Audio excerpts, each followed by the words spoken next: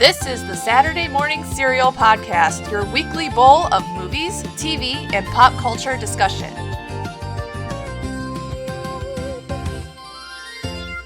What is up, everyone, and welcome to another episode of Saturday Morning Serial. I'm Amanda here with Mike, and this episode is very exciting for me because it is a movie I have not only waited for all year, I've waited for this movie for like 16 years, and that is Toy Story 5. And we are going to hop right into the toy box, and I got some friends that are going to be talking with us today, and we're just going to talk about the movie, discuss it on a higher level, and I'm excited to dive in. So without further ado, let's get started. So Toy Story 5 has come out in theaters, finally.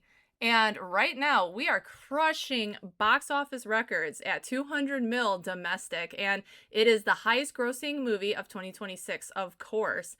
And it's also one of the highest grossing animated films of all time, so it's in second place, and rightfully so.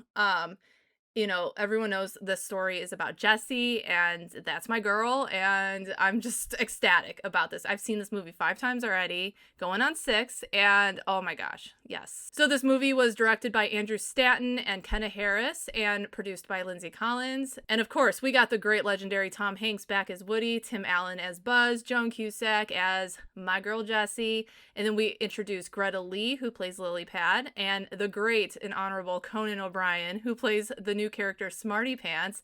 And let me tell you, Smarty Pants, we'll talk about him later, but he's a standout character to us. We also have the ensemble of toys back, although just small parts, unfortunately, but John Ratzenberger, he's back as Ham, Wallace Shawn as Rex. We also welcome back Tony Hale as the hilarious Forky from Toy Story 4.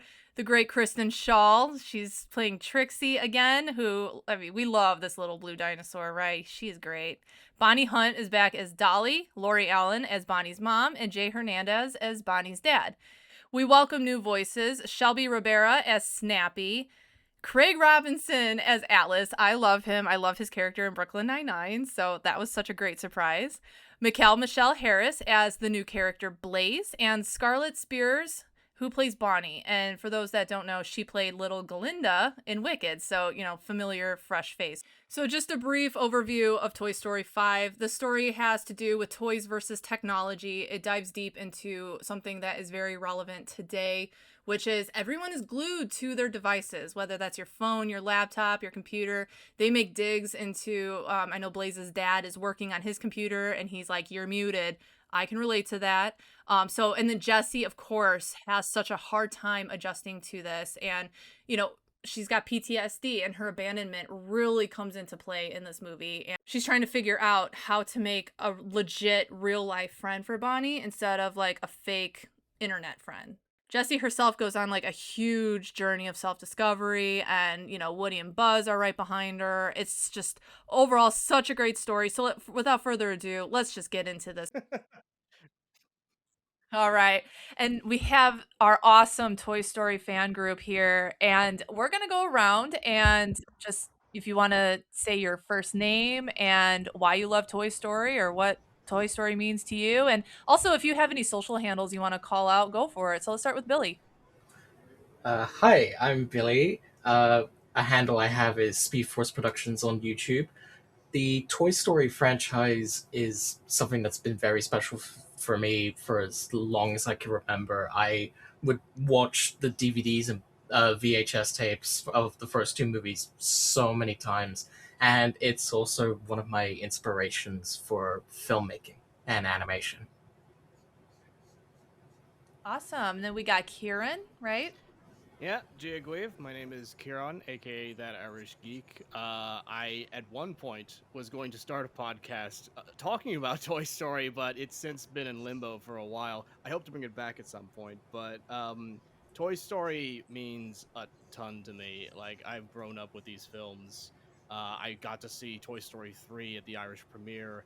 Like, there's so many things I could talk about, but I'm also trying to not, hog the mic for too long.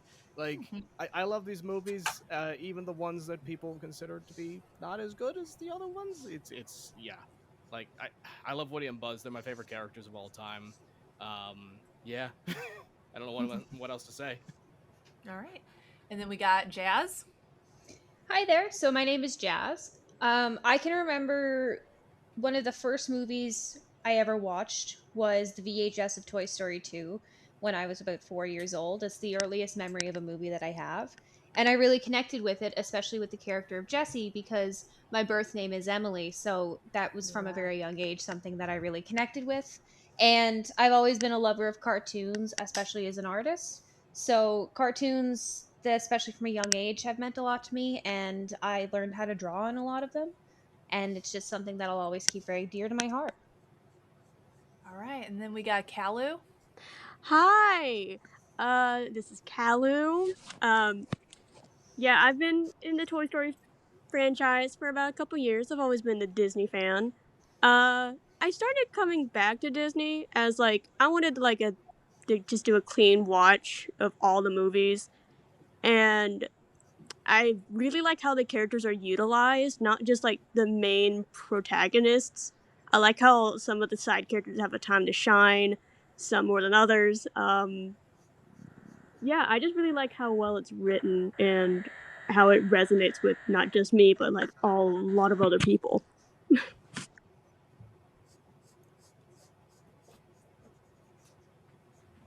So, did we all enjoy this movie, or and are we going to recommend it to anyone?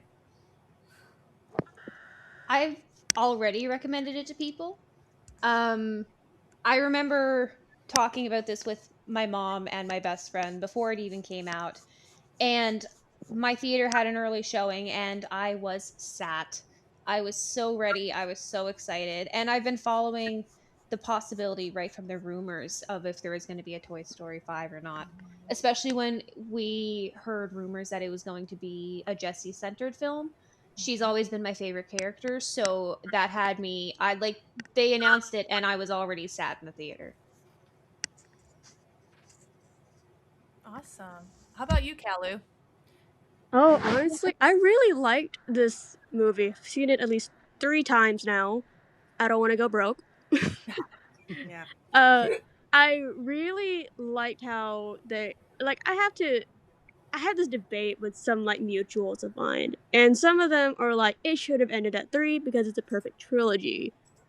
I don't think the story's really over because I'm a believer of like if the creator wants to keep creating, don't let that stop you. And if that's not where the character's journey ends, just continue watching. Sure, there might be some bumps along the way, but as long as the character gets to its destination, I think it's fine. I would definitely recommend it as a good watch, as like I feel that's a good insight and conclusion to Jesse's character.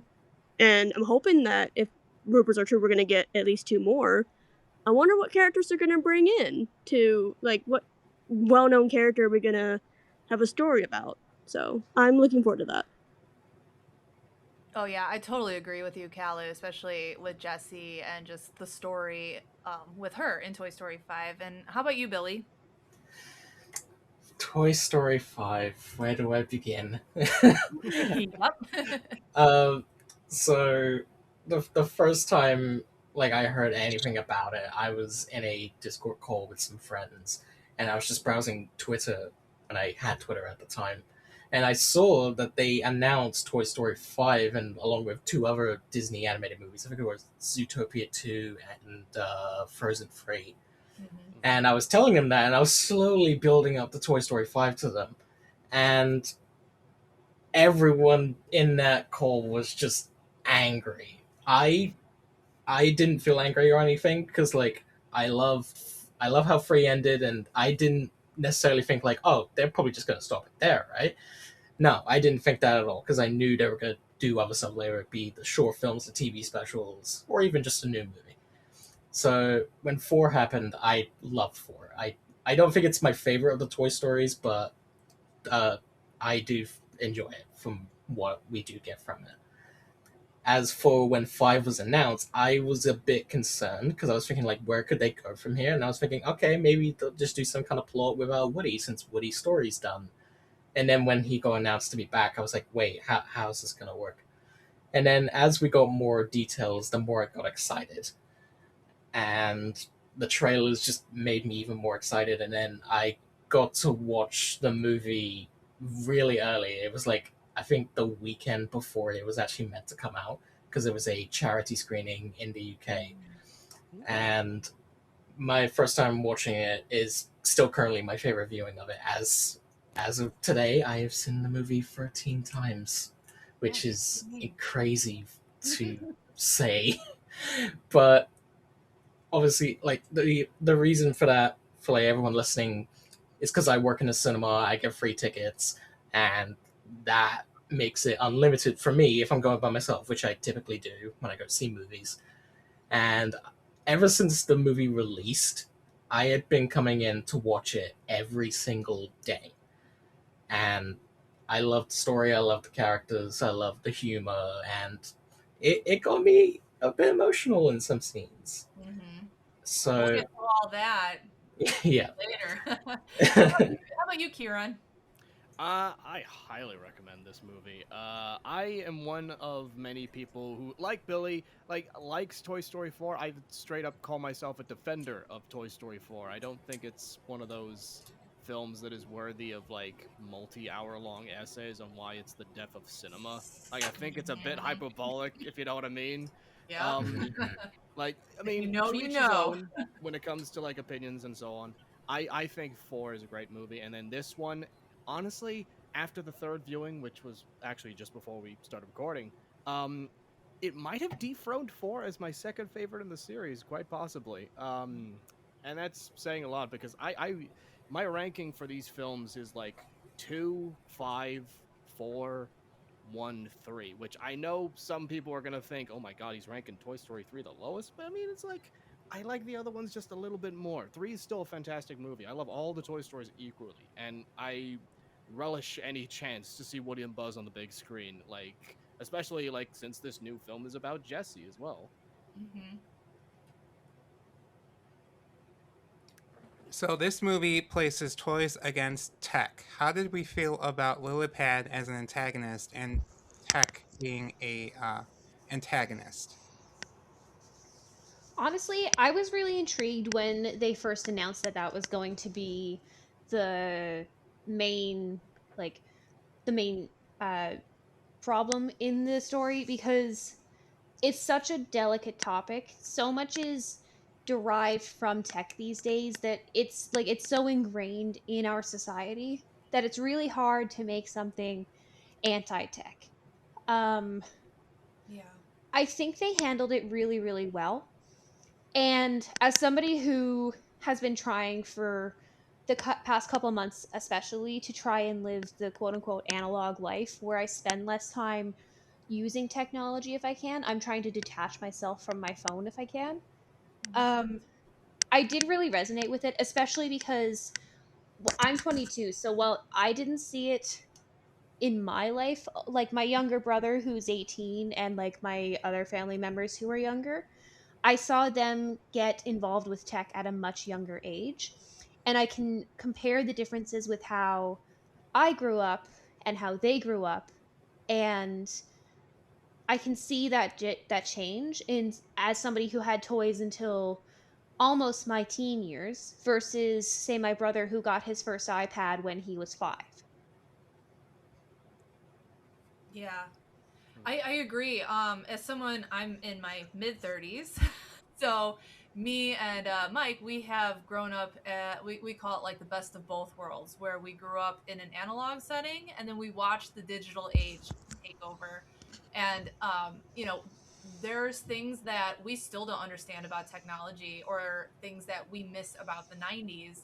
Um, and this movie just really, like, I mean, obviously I love Jessie, but I really felt for Jessie because she was just so confused on so many levels about stuff, and I find myself confused about what's happening. Like the friends, where are they? They're not here, and Lily Pad's like, oh, that's the point of it, or whatever.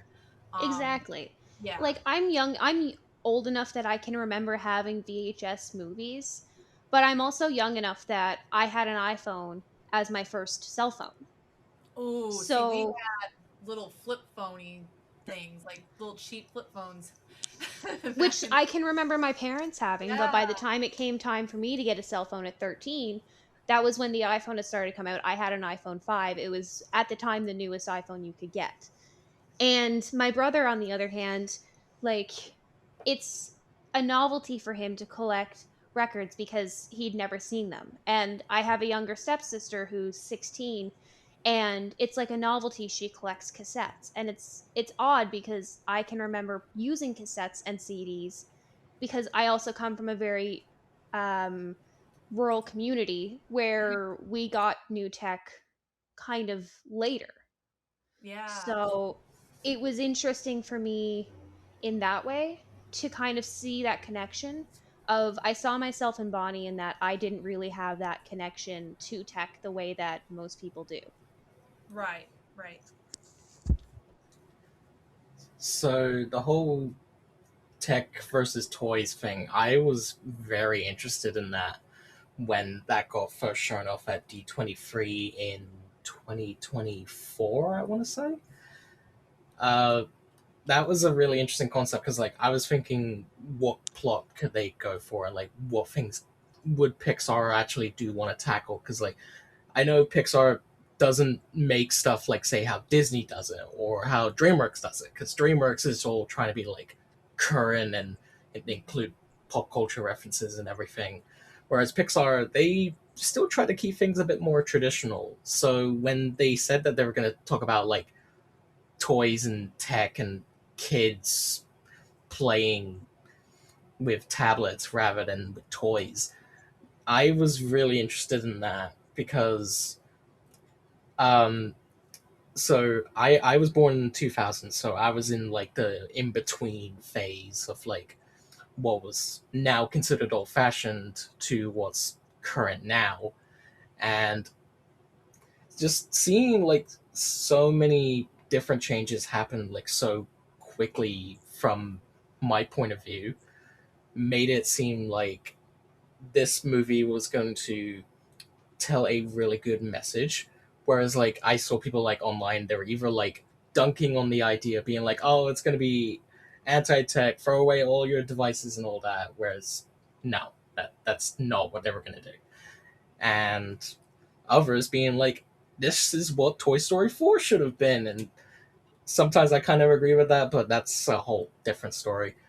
Um, I really liked how they handled it in the movie because seeing how Bonnie was going through the whole thing compared to like say all the other background kids that we see, um, I resonated with Bonnie because the struggles that she had with making friends and uh, her getting into tech and all that. I relate to that on a personal level. That it even got me into tears when certain moments happened.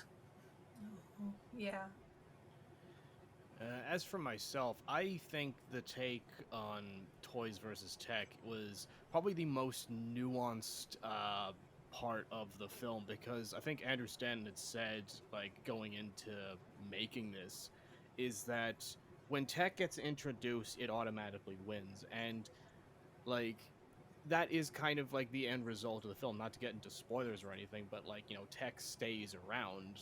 Like it's not like like it's not an ultimate baddie to beat, but it's something that it's got to have some level of control because at the end of the day, technology is a tool, and you can only do so much with it. You can't like replace just general living, and like especially because this film takes it from the angle of how we make connections through technology and and so on and so forth because like all of us here we're talking like over the internet like which Mhm. otherwise wouldn't happen because we're in various different parts of the world, um, but that's the cool factor. But then also you've got the negative factors of like this film does touch on elements of cyberbullying, which unfortunately does still happen. Like, and it goes back to the whole technology as a tool. Like, you can choose to, go after someone, um, and like just bully them from behind a screen anonymously and so on.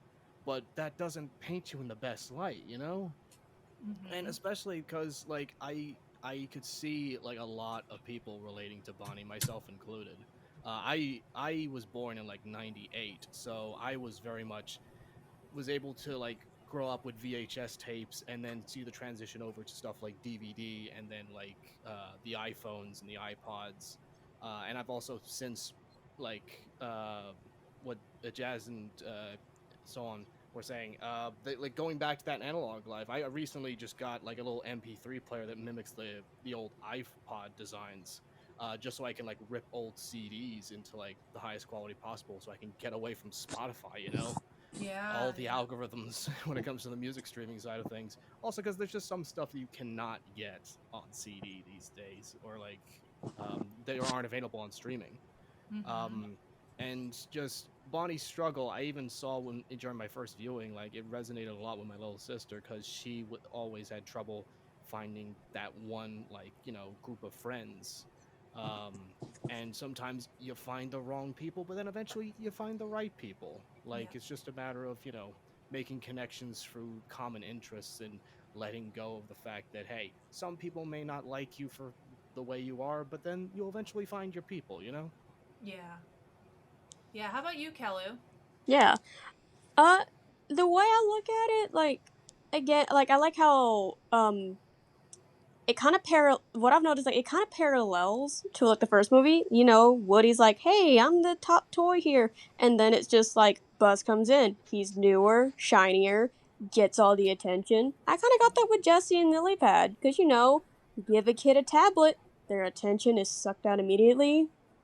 Bam, just no talking, just endless scrolling or videos or whatever the kids watch nowadays. I don't pay attention. Mm-hmm. Um, I get what they were going for about like, oh, they got Bonnie the lily pad to help her fit in. I get that, but to me, I'm like, isn't she a little too young? I mean, I get it's like a child's tablet. I get it, Hmm. but I don't think. I mean, this is just more of a me kind of a thing of like, I don't think kids should really have that kind of like connection to the internet at such a young age. Yeah. No, I Because agree. And you don't know who's behind the screen, and plus, as an 8-year-old, like, yeah, kids are gonna be mean. Like, kids are vicious nowadays. They're mm-hmm. ruthless. They're Yeah. so rude to each other Yeah. Yeah. and adults. They made me cry. I know I was so triggered too, and Kieran mentioned like how Bonnie, gets cyberbullied by these girls, and I personally see Bonnie like so much of myself in Bonnie, and also like the fact that she loves her Jessie so much because I love Jessie so much too.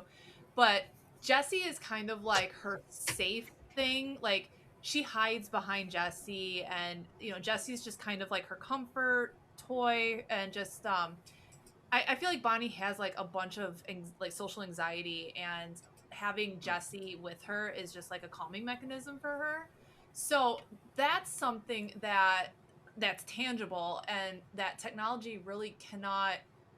I mean, I don't know. I guess like if you want to be on your cell phone with your head down and not socialize with people, that's just the general message you give off is like, don't bother me. But just to have something like comforting, a tangible item, I used to have that too. I still do as a 35-year-old woman. I'll grab like one of my Jessie doll, or I have like a stuffed animal rabbit from back in the day, just to kind of ground me. So that's definitely something technology does not do. And I also feel like they did a really good job on finding the balance between touching grass and just being on your device.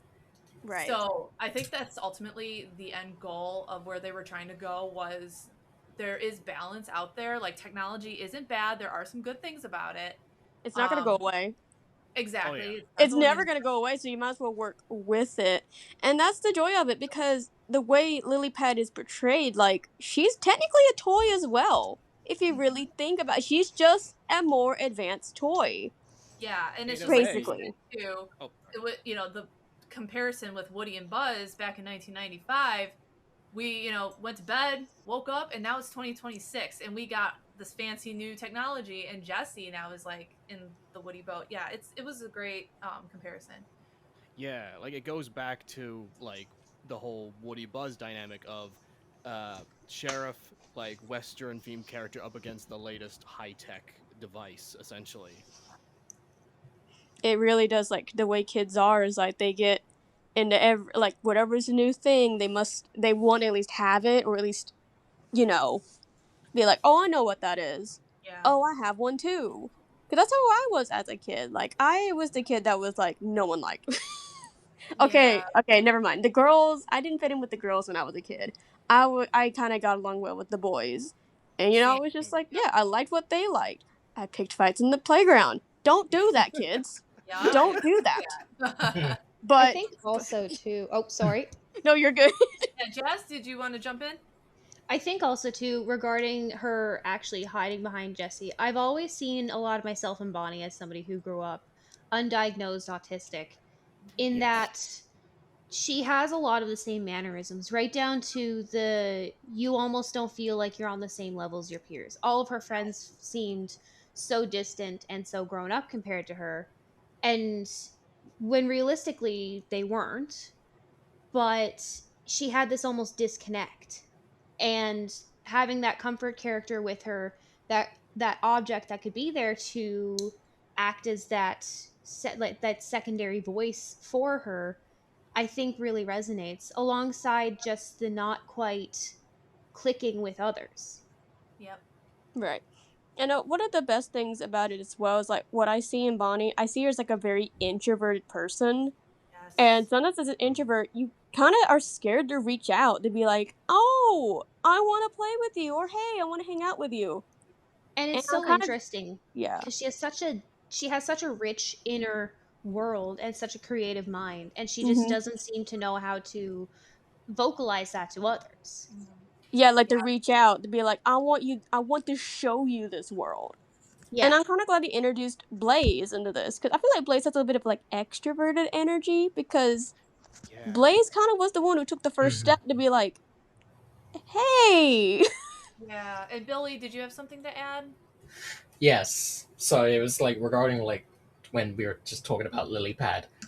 One of the interesting things from when I had my viewings of the movie was I actually compared Lily Pad's character in the film to the character Anxiety from Inside Out 2. Because like I saw like the similar like tactics, like introducing themselves to the main law, going for their purpose in what they want, and what's like in the case of Lilypad, what's best for Bonnie, Anxiety, it's for Riley, and seeing later in the movie how that develops, and they think it was going good at first, they think they had it in the bag, but then it just being like, oh no, I messed up. I don't know how to fix this, and it's up to the main characters. So in Toy Story 1's case, Jessie and Woody and Buzz on how to fix it. So I like that similarity from Anxiety and Inside Out 2 between her and joy and the other emotions. Yeah, and just going back to Bonnie and how just her character is like, it's weird because when I see her and what she goes through, it reminded me so much of what I went through as a child, and I could never like name it or put a finger on like why I felt the way I do. And it made me realize I'm not alone. Like the creators at Pixar, like some of them probably experienced this too as a kid. And it's like I would just get so like lost in my current like, Toy Story or Pokemon or whatever, like it was like my comfort zone back at home. And I hated going to school. I had such trouble making friends because I always felt off. I always felt weird. I always felt like I rather like be home and immerse myself with the things that I loved versus like going out. And I also saw people as like a threat maybe, or oh, they're gonna think I'm weird for liking this, so I'm just gonna like stick to myself. So I just Bonnie was such a great character to like really explore this technology thing with. And then she goes online and it's very interesting to see her get so hypnotized into the digital world and just addicted to it, and that really shows that that happens in real life. Jazz, go ahead. Another thing with Blondie and Blaze too that I really like, I draw comparisons of them to me and my own best friend who is also neurotypical. And the instant connection between them, it reminded me a lot of us in the sense that that disconnect that you feel with others around you when you are neurodivergent is almost non-existent once you meet somebody who's neurodivergent like you are, and that instantaneous click and that feeling of belonging that you normally miss was really, it had me crying. I'm not even gonna lie, it had me crying in that theater. I was bawling. So true. Yeah. So we saw Toy Story 4. At the end of Toy Story 4, Woody departed to go save lost toys, and that was like his new purpose. And it was kind of like a goodbye. But in Toy Story 5, about 12 minutes into the movie, Woody comes back. How do we feel about Woody returning in a supporting role? I'm a little conflicted with it, mostly from a story writing point of view.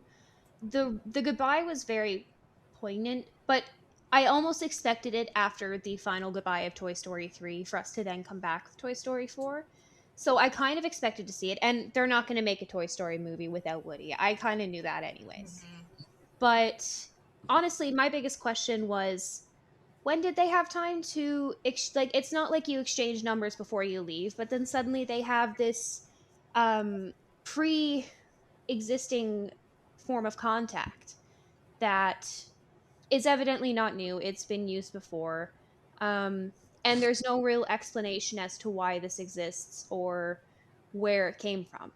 So that kind of threw me off, because that had been my biggest question going in was, how is it that Woody gets back there? Because as far as we knew, he had left town with that carnival in the end of Toy Story 4 and wouldn't have actually been close enough to reconnect.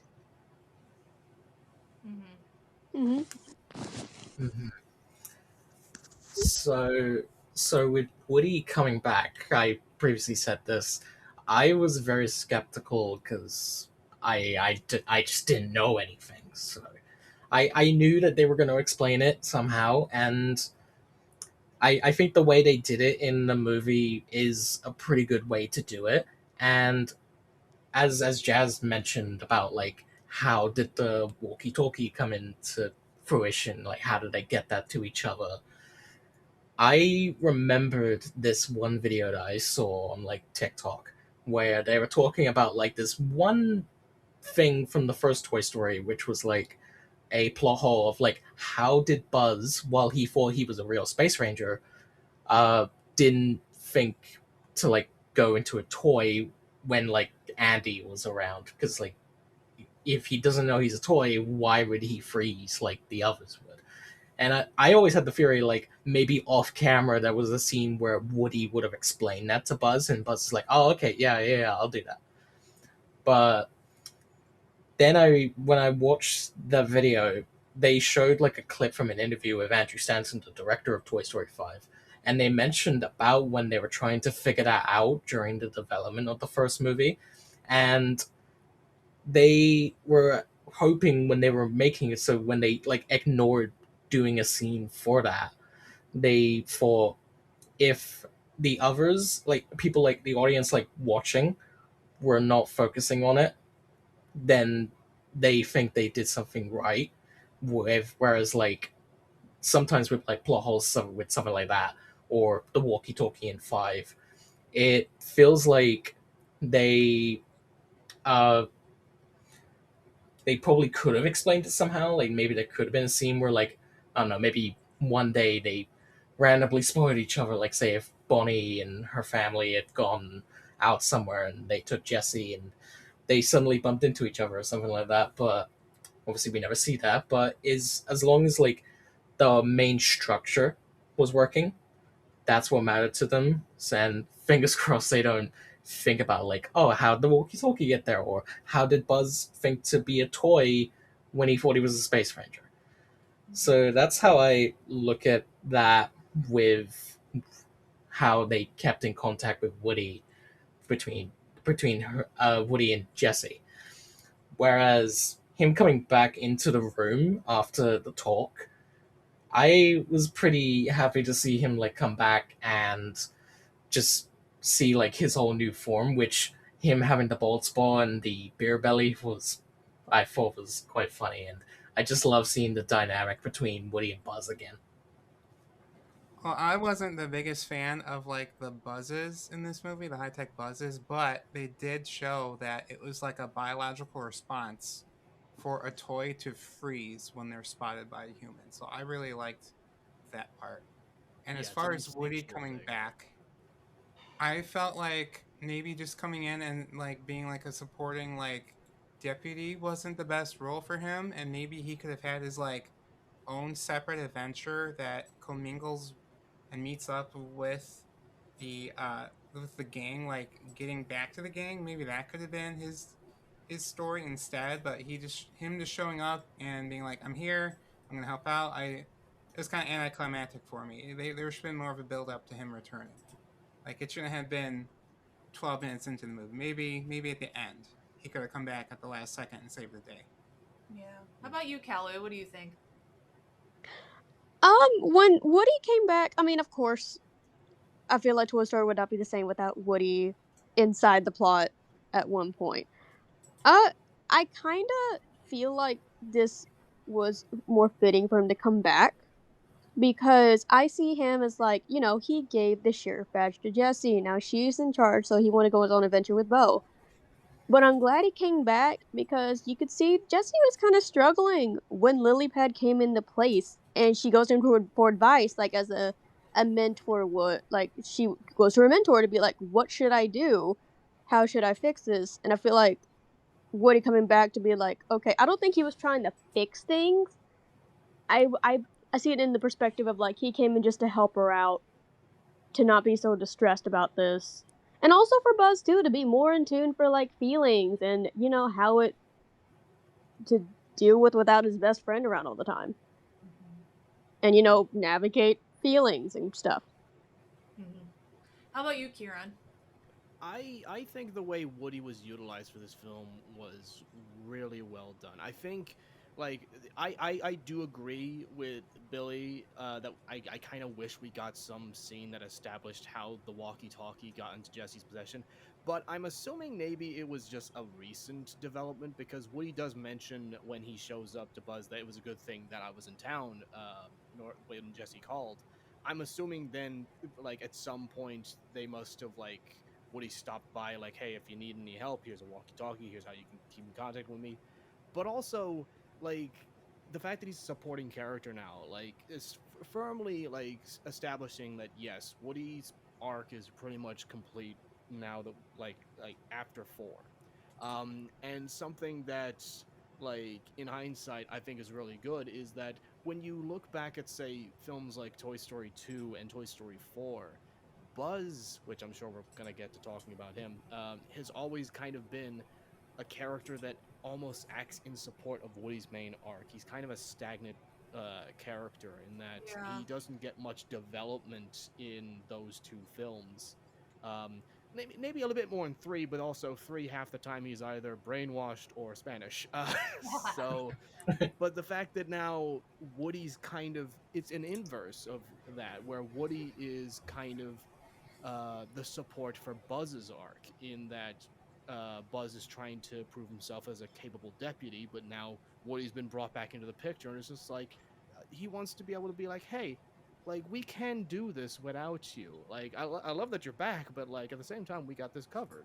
You know? Yeah, it's interesting because, Andrew Stanton and Kenna Harris, Lindsay Collins, they were saying that originally Woody was not going to be in this movie. And Yes. I can see this movie going without Woody. But it's like we all say, you can't have Toy Story without Woody. And I would sorely miss Woody in a Toy Story movie if he wasn't in it. And I think it did work well how they brought him back. It does imply that he did visit the toys maybe a couple times in between 4 and 5. He obviously knows where Bonnie lives, and seems like Bo, Duke Kaboom, that whole gang, they're pretty tight with like Jesse and Buzz. Um, and I think it's very sweet how Woody and Jesse have this very sibling dynamic. You know, it's rumored that they're brother and sister. But Woody acts like her big brother in every way, and I adore that she's able to just call him and voice her concerns to him, and he comes and helps her, and I just think that's so cute and so awesome. I love sibling dynamics. I'm a really big lover of sibling love. As someone who just I have siblings. But yeah, I just didn't like how him and Buzz were fighting over the deputy status, because it is very evident as Jessie's partner that Buzz is very much her deputy. But Woody also reminded me so much of my retired father, where you ask him something or he goes, "Oh, don't worry about it. I'm retired." Just no care in the world. So I call him retired dad bod Woody. So I don't know if I like this era of him. It's different. It's kind of startling seeing him very relaxed, very like just in the background, because he was just so in our face in the last 4 movies. But you know, again, you can't have Toy Story without Woody. Yeah. As long as Tom or Jim Hanks are still around, Woody has to show up, you know? So, Woody being a supporting character, that means that Jessie got to be our protagonist. Woo! How do we feel about Jessie being the protagonist? And if Toy Story 6 or 7 are made, are any other toys up for that position? I Take it away, was Jess. so excited when this happened. Especially as a fan of a lot of older media, such as things like Transformers, you often see female characters, if they appear at all, they tend to be sidelined or given lower roles. And having seen Jessie have so little screen time in 4 was very disappointing when you consider that she's been a main character since Toy Story 2. Like, she had such a pivotal role in both the second and third movies. So to see her sidelined in 4 was a little disappointing. And, you know, guilty pleasure, she's my favorite. I always love to see more of her. I think going forward, I feel like it would be interesting if they did sort of a spin off movie where they show us Bo Peep's journey in more detail as opposed to Lamp Life. That sort of touched on it a little bit, but it'd be interesting to see a full scale movie with that journey. And it would also even be interesting to see a newer character brought into the fold and to see their story. I don't know how it would react with audiences, but I would be open to seeing a storyline where a new main character is introduced if it was done right. Mm-hmm. How about you, Billy? So Jessie being the main character in Toy Story 5 was actually something I really liked when I first found out about it. I believe I found out about it through one of the interviews that Tim Allen did on like a talk show, or if he was just on like a radio show or something like that. When I heard that it was going to be Jessie's story, I was like, oh, that's cool, because I remember the Toy Story of Terror TV special from 2013. Yes. Yeah, that's it. Yeah. Yeah, when that came out and it was focusing on Jessie and her her phobia of being in close spaces because of her time in a box from when Emily donated her away.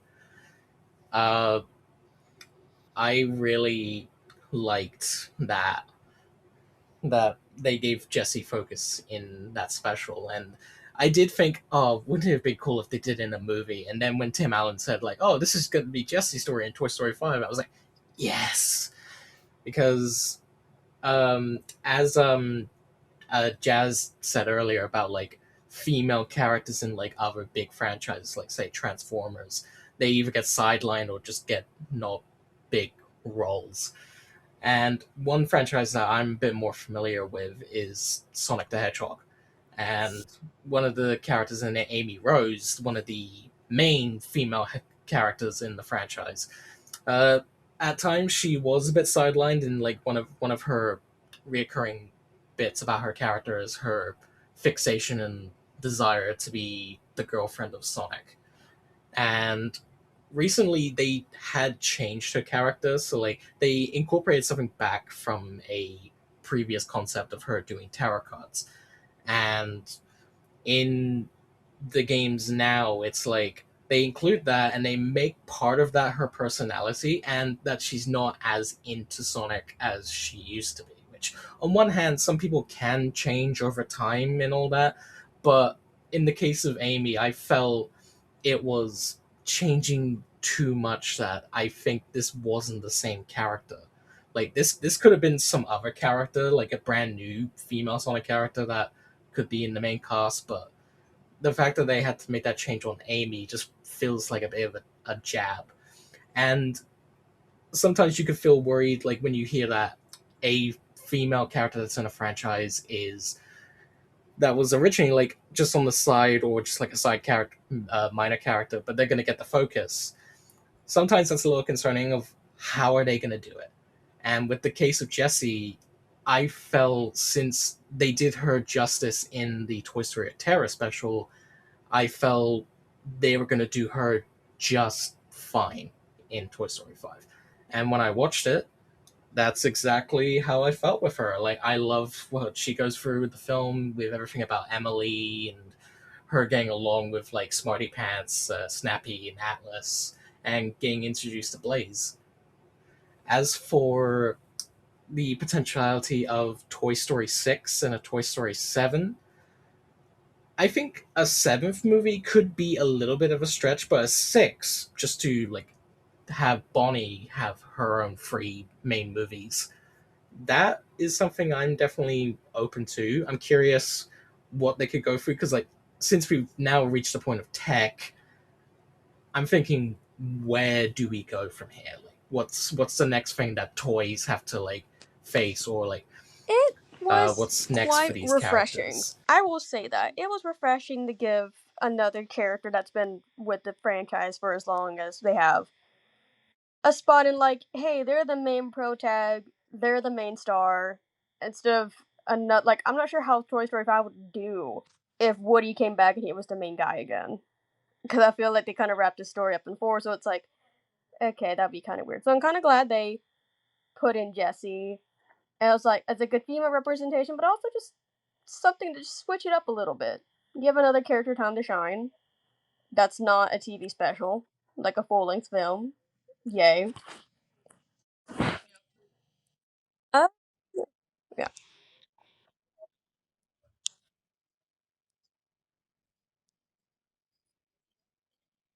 Yep. Kieran, how about you? Oh, I was it? Yeah, sorry, my go. I think I'm just gonna say it. Yes. Jesse's one of the strongest characters in this franchise, hands down, not even a question. Like the amount of people who have shed tears over her montage from the second movie, like she was well deserved of giving the pro tag, and especially because, like as Billy was saying, Toy Story of Terror, I would go as far as to say is one of the strongest pieces of expanded Toy Story media. Just because one, it's just a very solid holiday special, but also because it gives her more time to shine, even gives her a moment of being able to overcome her claustrophobia. And that kind of carries over a little bit into 4, the brief moment of them in being in the closet. It's kind of like, Buzz is helping her through some form of exposure therapy to, like, getting used to tight spaces. Of course, her getting stuck in the mailbox in 5 shows probably that she's probably at least still a little bit claustrophobic, but she's clearly Mhm. she's developing and working through that fear. I think subconsciously, like or like subtly throughout the story, um, and just again, she's a fantastic character, and giving her like the sheriff badge, like at the end of 4, like really cemented, like, yeah, this franchise going forward, we need to shift focus to Jesse. Woody is pretty much done. I don't know who you could probably center the next film on. I'd like to see Buzz get Me too. like a proper full like main character story. He got some of that in this film. Um, but I'd also love to like see like a full blown Buzz narrative, or even like give us another story with Jessie, since like her connection to Bonnie, and like as we were saying earlier, um, Mhm. Bonnie deserves to have her own trilogy the same way Andy did. So maybe have the next one be centered around Jesse, or Yeah, equally I don't Jesse think and I Buzz have like this one to was. explain how excited I was. um, yeah, but I can tell you my experience. So, I mean, me and my friend Heidi, Yodel and Cowgirl, who, if you guys know her on Instagram, we have been manifesting a movie about Jesse Oh, yeah. for so long. I mean, we're talking 15, 16 years. And we finally got it. And when it was announced, when Tim Allen, blurted out that the movie was going to be about Jesse last May, I was actually going into a work conference. And let me tell you, I don't remember a thing from that work conference because I was done. I was so excited. And then this movie became my life for the past year. So if you follow me on social media, you know, like how hard I've been counting this movie down. And it's one of my favorite pieces of cinema ever. And I mean, I'm talking from a fangirl stance here, not from a movie critic stance, which I probably should be because this is what the podcast is about. But I agree that I personally think there is a Toy Story 6 coming down the pipeline, like right now. I firmly believe they're working on it. They just haven't said anything. And it's going to end the quote unquote Bonnie trilogy. Maybe it's going to be set in a few years. Maybe she's like a teenager. Maybe she's going off to college. I don't know. I really, again, my fangirl heart really wants more Buzz and Jessie. Really want to see how their marriage works out and just how they're doing in their next steps. But then, like, again, seeing Buzz more would be great. I really would love a Buzz movie. But I would take a Jessie movie hands down too. So, yeah. So, what is our favorite scenes, guys? Jazz, take it away. My favorite scene. I will admit to the scene right before the Buzzes take the toys back to their respective houses, where we get our kiss scene. There was a vocal reaction. There was some stimming in the theater. I did knock my popcorn over.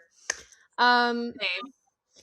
I had already known there was going to be this going in because I willingly spoiled myself because I knew if I didn't, I'd get kicked out. But still, there's something about seeing it and seeing how like how emotional it made me was more than expected. I will also say I think my second favorite scene was probably, it's a tie for me between the play scene with Blaze and the reveal that the new Buzzes can fly. The new Buzzes being able to fly when that was the original Buzzes, like that was what had him hit rock bottom, was not being able to fly. I thought it was a really touching moment to see that now they can fly. As well as just a crazy reveal. I was like, plot twist. Crazy. I kind of want one. But I also loved the difference in the play scenes of what we used to get with Andy versus what we now get with Bonnie and Blaze. It feels, it has that more girly touch to it than Andy's did, but at the same time, it also has a more creative touch in the way that it's portrayed.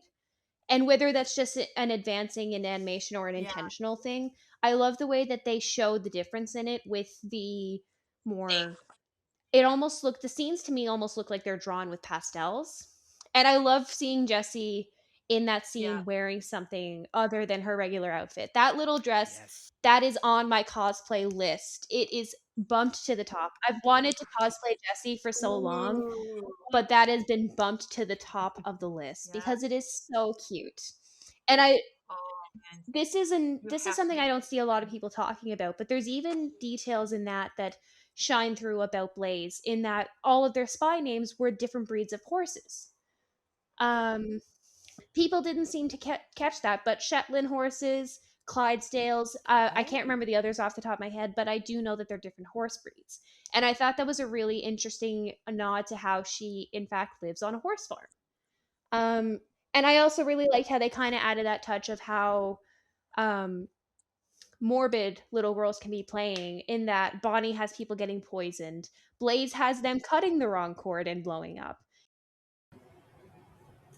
All right. And Billy, what's your favorite scene?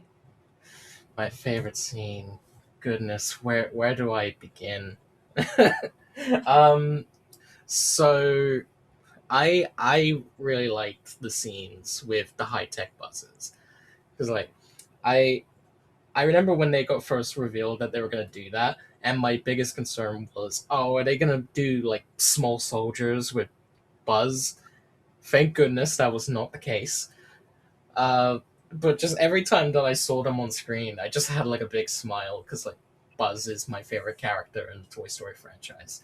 He's like a character that means so much to me. His personality when he thinks he's a space ranger and all that is the kind of like confidence I like to have in myself that sometimes I do, sometimes I don't at the moment.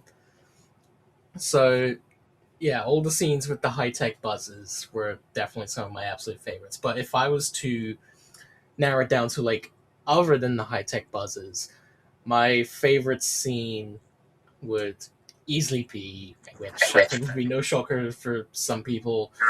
Uh, it's when they find Lily Pad on the donation truck and they figure out what to do, and they start using the high tech buzzes to pop out their wings that are actually drone wings, which got me really excited because I really wanted to see what they were hiding. Because the fact we never saw the wings in like any promotional stuff beforehand, and then we got the drone wings, I was just like, yes.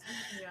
But the absolute best scene for me is when just before they were going separate ways, Buzz trying to propose, like him just going like, Buzz, you can do this. Uh-huh. And then Jessie just giving that look and just like, all right, I'm kissing him.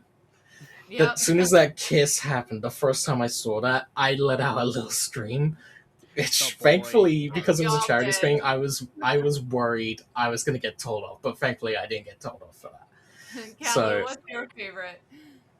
Okay, I'm trying to look through and see like, okay, what scene has not been taken because I don't want to copy. So I mean, I'm we're like, just gonna say the kiss scene is everyone's favorite. So yeah. So I'm just like, I don't want to be We're gonna- predictable. So it's just yeah, like, we're okay, gonna just knock that one out right now. And yeah.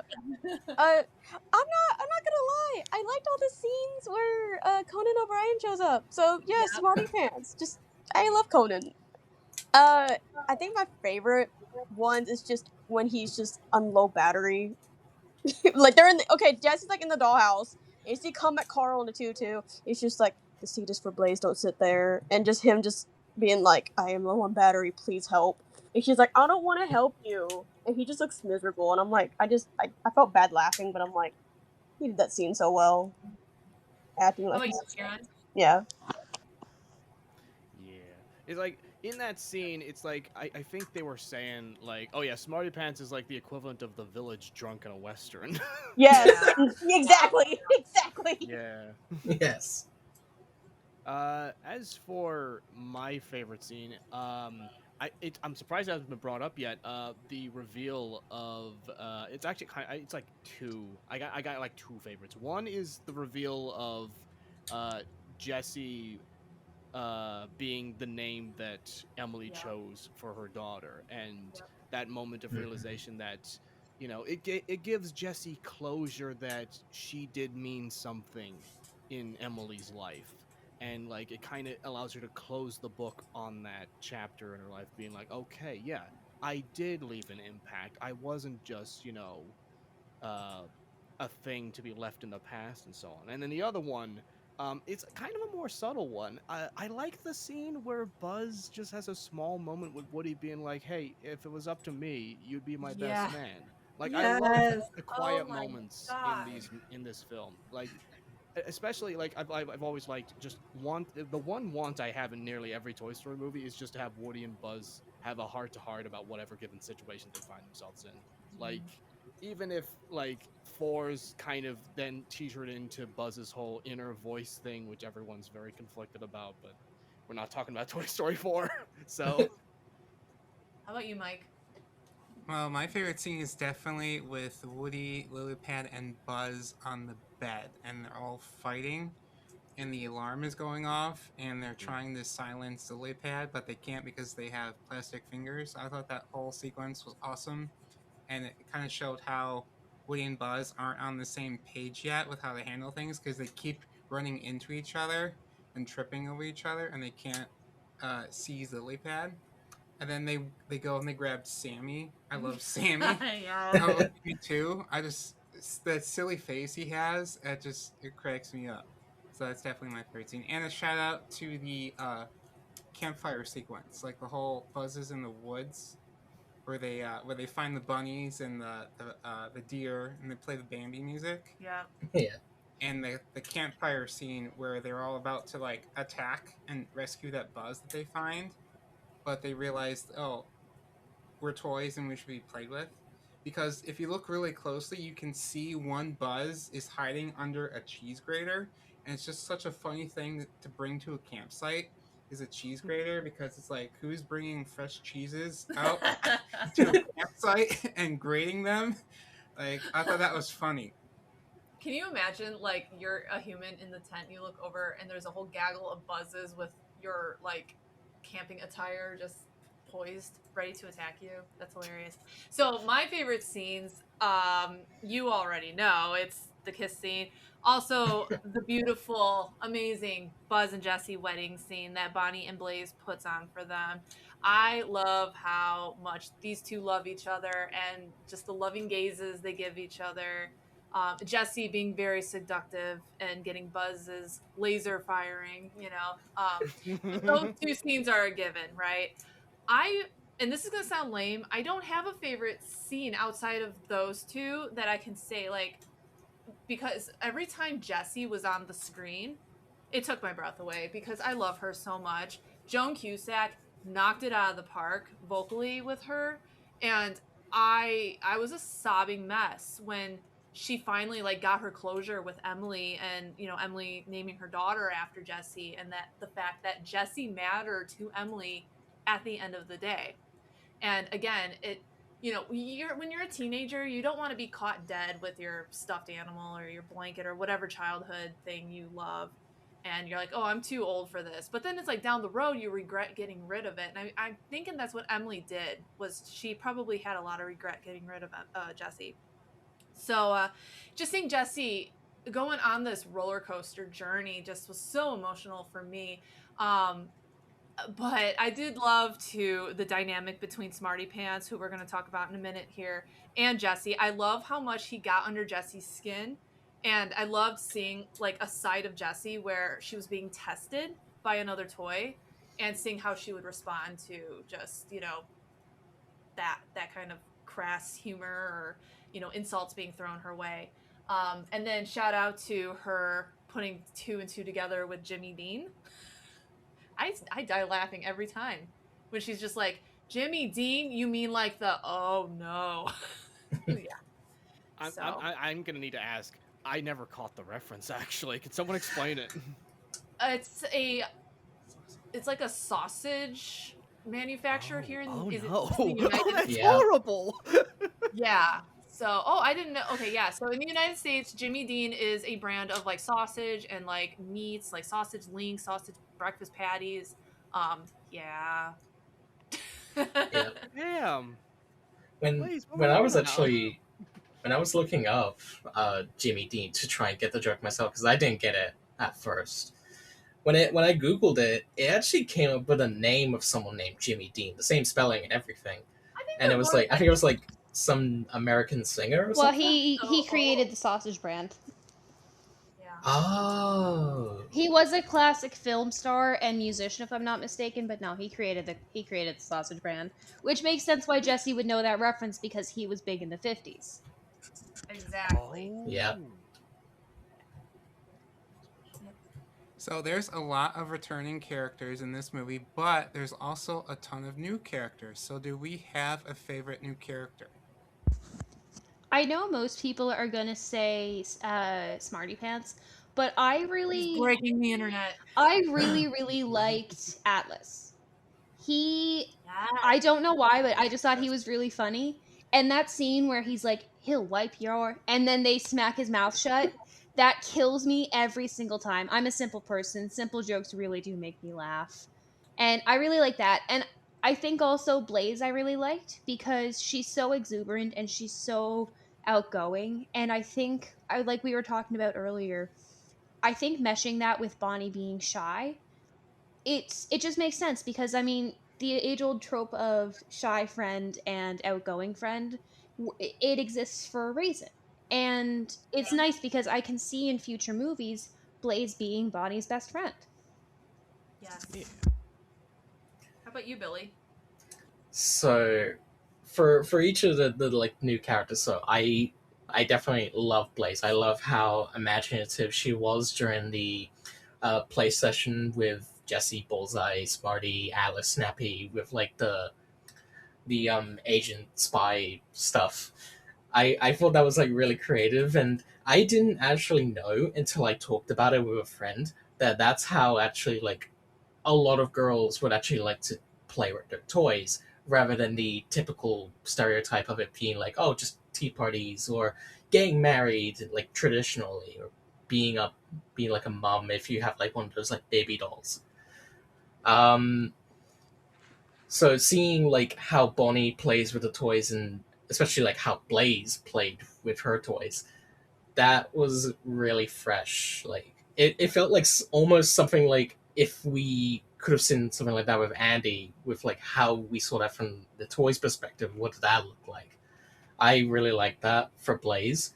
It's really creative and everything, and I like just how silly she got. Like especially when she was like with Jimmy after finding it out that her supposed friend never was gonna turn up because she forgot that she was meant to turn up, and then just being like, "You'll be my friend," and then just playing with his mouth, pretending he's talking. I love that scene so much. As for like Smarty, Atlas, and Snappy, um, at first Smarty, I was a bit worried because I thought at first he was a little obnoxious. I thought, oh no, I'm not gonna like him. But as the film progressed and it got to the bit where they were like sending the post on the pond and then the play session, that's when I was like, okay, no, I'm actually warming up to Smarty. I do think he's funny. And I'll just say this now, my favorite line from Smarty is, I'm not a chair! Yeah. And yeah, I love the addition, the dynamic with Snappy and Atlas as well. Like, I love seeing the three of them together. And if I had to pick one favorite of the new lot, I I would have to say Blaze. Okay, awesome. How about you, Kalu? Even though I praise Conan O'Brien's performance, my favorite character, new character, is Snappy. I find her just adorable. Uh, She's so cute. I'm like, because honestly, going into this, I thought she wasn't gonna have a voice. I thought she was just gonna be like a mute character. She's like, hey, picture, look, zooms in, aggressively shakes, and then it turns out that she has a voice. I'm like, oh, you know what? That's so much better than what I had in mind. mhm. How about you, Kieran? It's a toss between two. One, I love Jimmy Dean. Like he's just an adorable little pig. Like I want the plushie of him that's in stores. Like it's just he's so cute. That, and I have to agree, Atlas is also one of my favorites. Like I love Craig Robertson. He's a very funny actor. Yes. And him getting to be in this and having some really entertaining lines here and there, it's like, oh yes, brilliant, love it. Mhm. I'm gonna have to say Sammy too. I just thought, he's kind of like the new Buster, like this thing that plays along with the toys and is in on the secret. And they're just so funny in the wedding scene too. Just like they have that look on their face when everything's happening. So funny. Oh no, we're gonna end up with a salamander pet. Oh god. Actually, I also noticed on this new viewing during the credits, they slap a number 3 on Sammy. So I think we lost Sammy too. We got another Sammy Yeah. 3. I think I know how Forky would explain it. There was Oh, a no. Sammy number 2, then he died. I think this was actually the first Toy Story movie where I really paid attention to the humans. And I do have to say I love Blaze. Blaze is definitely someone I could definitely vibe with. She is country and rock and roll. I know I say that a lot. She's jamming out to her music. I do that when Mike is at work. Yeah, I always have my headphones on. I'm dancing around the house. My rabbit probably thinks I'm nuts. Aww. And then, but like, I was raised in rural Chicago, which is pretty much the boondocks, as everyone calls it. So, I'm also country. I love country stuff. So I just really loved Blaze with her whole aesthetic. And just her attitude. She was just so light and fun and innocent. So I just thought like she was just such a great human character to introduce to this new type of Toy Story film where it's not just about the toys. We're also seeing Bonnie going through change and just things in her life. And you pay more attention to the humans versus like when we were with Andy, it was just kind of like they were his owner or he was their owner and that was it. So now we get to see like the personalities more of the humans. Yeah. Adding on to that, I'm just gonna say it. This is gonna be a bit of a hot take. I find Andy kind of bland looking back at it. I prefer Bonnie. Like I Thank sympathize with you. Bonnie way more. Thank you. Like, especially as someone who's also like on the spectrum, I can see like some neurodivergentness in Bonnie that I can relate to. And no hate to Andy for that, because to be fair, in the earlier movies, he acted more as a plot point than anything. He was there as the we have to get back to Andy more than he was Yeah. like we see them their main focus is we have to get back to Andy, whereas now because Bonnie is younger, we're seeing more of that plot point of we have to help Bonnie. And I think that's where the difference in that comes from. So we're all big Pixar and Toy Story fans here. Did we spot any Easter eggs? I did. Other than the Pizza Planet truck. Yes, I did see the Pizza Planet truck, and I did actually very briefly see Lotso. I'm trying to think of other ones. It's been about a week since I've seen the movie now, so I'm racking my brain trying to think of other ones I saw. But that was the main one. I remember seeing the Pizza Planet truck, and I was like, yes, we continue, because I love seeing that cameo in every single movie. So I just actually watched the Pixar show on YouTube, and they were interviewing Kenna Harris, and she said that there is an Easter egg in the movie, and it's a place that's going to be in the next movie, which is Gato. So I'm over here trying to like rack my brain on like what this place could be. So That's going to be so yeah. interesting to see after the movie comes out, to go back and watch Toy Story 5 and be like, oh my god, oh my god. Oh, there it is. Yeah. Yeah. And then Lotso, it was just pointed. I mean, because let's be real here, we were all focused on Buzz's proposal. We didn't give a shit about seeing Lotso in the background. But Yeah. there's diehard fans out there that they spotted Lotso, and he doesn't have a pleasant look on his face. Let's just say so. Kind of haunting when you think about it. I still haven't seen Lotso in Same. the 3 viewings I had. It's so bad. I actually, when I did my 12th viewing the other day, I was actually trying to look for that spot because I remember when people said it happens and where the sorry picture came from, but when I looked at that exact spot where the truck was, because I believe it was the same dumpster truck from the end of Toy Story 3, when I looked, it was just going past. I didn't see Lotso and everything, and I've also heard other things. So I've heard the initial Sorry, you go ahead. initial supposed clip where people saw it turned out to be fake, and he's actually in a different place. Oh. Yes, 'cause so when I saw the difference, I was like, oh, okay, so that image that people have been sharing of Lotso is actually AI generated. Favorite Easter egg, actually. I liked when Lilypad's just like scrolling while listening to Jessie on their first interaction. You see like images of like certain locations from other Pixar films. Like you have the ocean from Finding Nemo, you have the snowy mountains from Brave. I believe there was one more, but I can't remember at the top of my head. Someone also mentioned how the pond social media she was scrolling on Ribbit was meant to be a play on Reddit, and I did recognize the similarities there. And I think that of all of the social medias they could have picked to be the quote unquote children's one, it's really funny that that was the one that they picked, because that's probably the least child friendly out there. That's Oh, so yeah. true. I And also, actually I want to shout out the e-bid that she brought up to Yeah. show Jess, like, Yeah. just, show Jessie how old she was. Like, Jessie, 1955, we finally got a date. And then they brought up the e-bid platform where you see that from Toy Story of Terror. So, That was fun. Vintage cowgirl.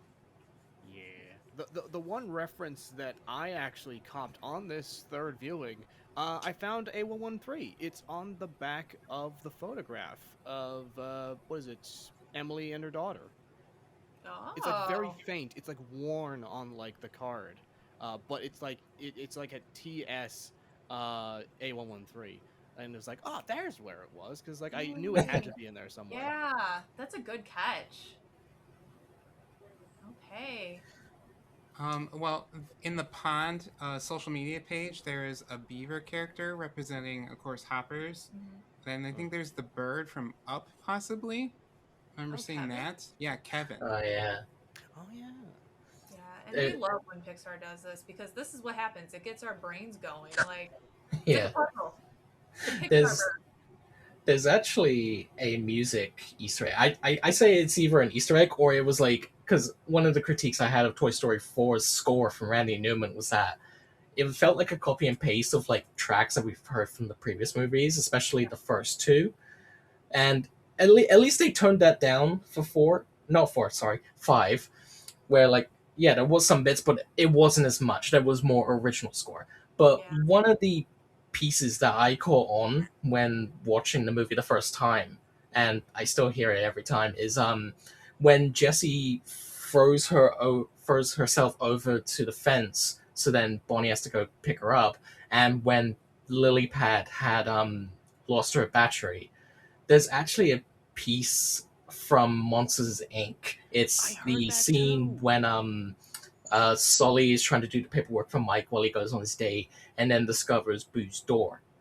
Well, I caught on that very quickly, and I was just like, oh, that's cool. That's cool. I wonder if like it was just a case of Randy like was like, you know what, let's throw in some Monsters Inc. score in there, or if it was a deliberate reference to the fact that Forky asked a question, just kept reusing like the ending bit of score from Monsters Inc. on the end of every episode. Yes, that's true. I do remember that. Both scores sound very alike, so it makes sense. Another music callback I really liked is, I mean, we have this silly scene of all of the buzzes getting off the island, and then we have the title sequence, and then immediately I hear the notes to "When She Loved Me," and I'm like, don't start with me this early into the film. Forget about it. I was like, don't I start think with me. everyone gasped in the theater when that happened. Like, oh no, not again. But I liked that it was a Yeah. callback because it was used over the scene of Emily, and I think, if I'm not mistaken, I heard it again when she discovers the time capsule. There was some evidence of it there too, like a little bit more muted than it was in the first scene, but it was a nice callback to that being Jessie's song about Emily. Yeah, and I'm just gonna go off script here for a second and shout out the music, the score, how it was like it was very familiar, yet it was also like different for this movie. I wish they would have come out with the "You Got a Friend in Me" like remastered version, like they used in the trailer, because I thought it was great. I was really hoping that would be on the CD, but it's not. And another part that just really makes me so emotional, my favorite score of all time is "To Infinity and Beyond" from the first Toy Story movie. And it's where, Buzz flies with Woody. And that is used when all the Buzzes are flying in Toy Story 5. And then also when Buzz and Jessie kiss, like when he's proposing to her and stuff, and she accepts it. And that score is playing in the background. And I lost it, and I can't listen to the soundtrack right now still without getting emotional. I tried while I was working. I was trying to like write up something, and I couldn't do it. So, yeah. Well, anyway, that about wraps up our discussion and review for Toy Story 5. If you have seen it, please let us know and how you liked it, who your favorite character is, who's your favorite new character, etc., etc. Obviously, we love this movie. We were so excited for this film. It's here finally. And again, let us know. Appreciate you listening and tuning in, and we will talk to you next time.